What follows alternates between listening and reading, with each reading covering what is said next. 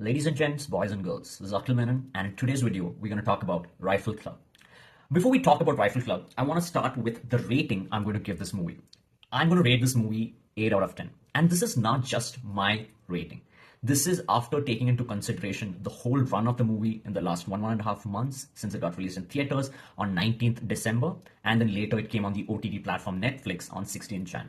So my rating is based on my personal viewing experience, the technicalities of the movie, how well it worked for me, and how well it worked for others as well as the audience. So the rating is a combination of all of these factors, which we are going to talk in detail in the rest of the video. So let's start with Rifle Club and its technicalities. The movie is directed by Ashik Abu, who is a very well-known Malayalam director who debuted with the 2009 movie Daddy Cool and later made a big name for himself with the movie Salt and Pepper after 2010. He's a little bit of a controversial figure, but has also got a lot of acclaim back in Kerala. Now, for people who are wondering why is he a controversial figure, this goes a little beyond cinema, right? Because Ashik Abu is known to have an affiliation with the CPIM in Kerala, which is a Communist Party of India Marxist, and he's known to side with the ruling government in Kerala currently.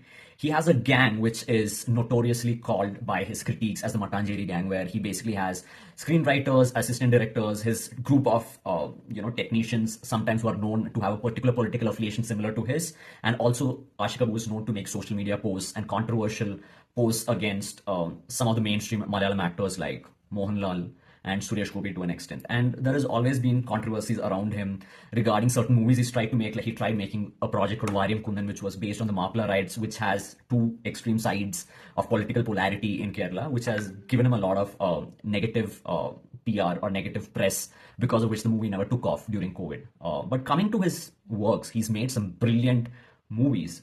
First to start with, which was Salt and Pepper, which kind of started the new gen wave in Malayalam cinema, and he is one of the catalysts for the kind of Malayalam movies that we see today, and without any mainstream Malayalam actors, and used social media promotion to another extent. This was the first time social media was used effectively to promote a movie, and this movie became a super duper hit just using word of mouth and social media publicity.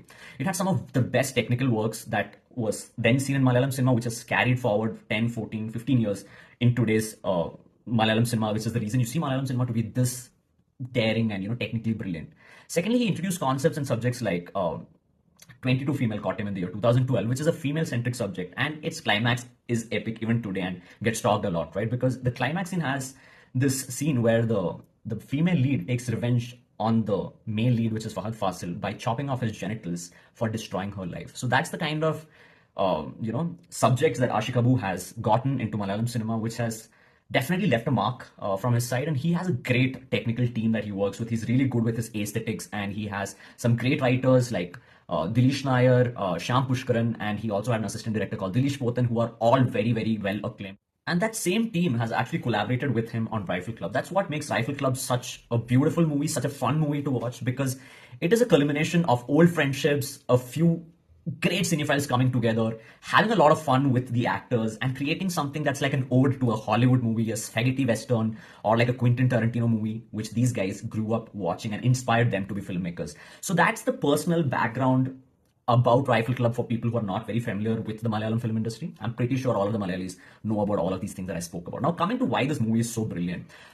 For pan-Indian audience, you might not have a lot of actors that you guys are familiar with, except for Anurag Kashyap, who is one of the most critically acclaimed Bollywood directors who has not received his credit in the north of India or from Bollywood, but a lot of fans down south, especially cinephiles in Kerala, love Anurag Kashyap, right, as a director.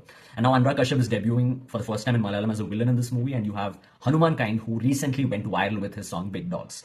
But apart from that, all the actors are known Malayalam actors, but not known to pan-Indian audiences. Now, coming to my experience of watching this movie, right, as a Malayalam audience who has seen Malayalam movies ever since I could remember, since 1994, to put it, till 2024, which is like almost 30 years of my life, I have grown up watching Malayalam movies, right? It was one of the best Malayalam movies we could ask for, because it has a lot of history. Like I said, the filmmakers behind this work, the actors that they had cast were all breaking out of the stereotype roles that they have played in the past Malayalam movies. You had no one single hero in this movie. There's no concept of a lead hero who takes on the world and saves his family. Here, everybody, even the differently abled man on a wheelchair, to old uncles, to ladies of the house, to the workers in the house, everybody comes together. So definitely it's a new experience when you watch Rifle Club, seeing all of these family members coming together without any particular importance or emphasis placed on one male lead or his ego or his superpowers to save the family. It's a collective approach, right? And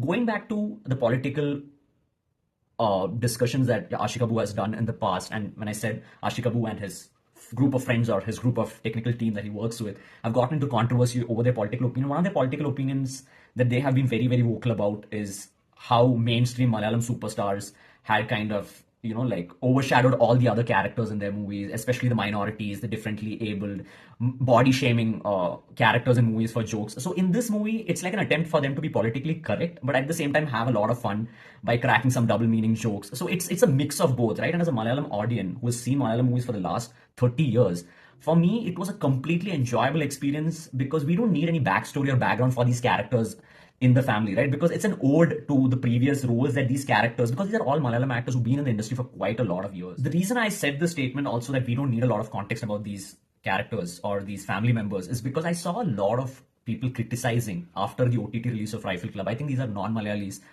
who were watching this movie as a standalone movie, right? And they felt like they needed a little bit more background around the family members. They felt like there were too many family members. A lot of people, a lot of reviewers who are not Malayalis but who review Malayalam movies said that the second half was a letdown.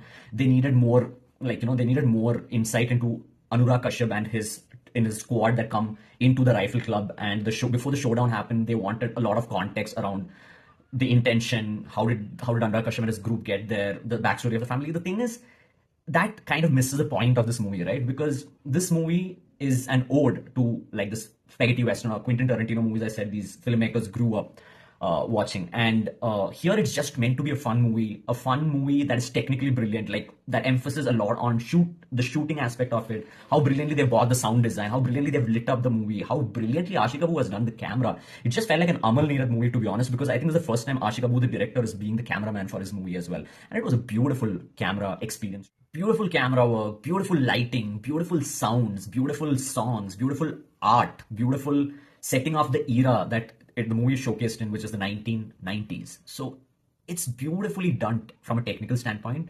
And to the reviewers who are saying they needed more story, they needed more build-up, they needed more background, that's not the point of this movie. There are a lot of Malayalam movies out there which have all these story elements and depth in the script and all those kind of things, right? This movie is, again, like I said, it's a tribute to the old Malayalam cinema. It's a tribute to the old English movies. It's a fun movie where you just go watch, have fun, and come out. You don't want to get too invested, think too much about the premises, because that's not the genre this movie is set in, right? So that's the only point I wanted to make. And also saying that Ashik Abu's camera that I mentioned just some time back looks like an Amal Neerad movie. Amal Neerad is another Malayalam director, a contemporary of Ashik Abu, who makes some brilliant technical movies, who also again changed the face of Malayalam cinema with his camera, cinematography. And this movie has a lot of emphasis on its cinematography, color grading, lighting, and the music. Now, coming to the actors' performances, Vijay Raghavan, I would say, definitely steals the show. He's stranded on a wheelchair, but he gives some expressions. We've seen the kind of caliber this actor has with his earlier works, specifically Kishkinda which just came out recently. And I'm telling you, I was in the theater watching this movie, and the most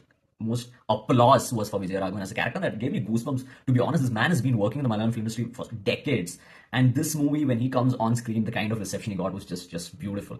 And actors like Anurag Kashyap definitely has done justice to his role. He's definitely a Hindi-speaking Mangalorean Don who definitely has done justice to his role, and would love to see Anurag Kashyap do more such roles, given that he's now said that he wants more of Bollywood in Bombay. Would definitely be an asset in the southern film industry, to be honest. Then we have Hanuman Kind, who is debuting with this movie. He's really thrown a lot of swag, like he throws in real life in this movie as well.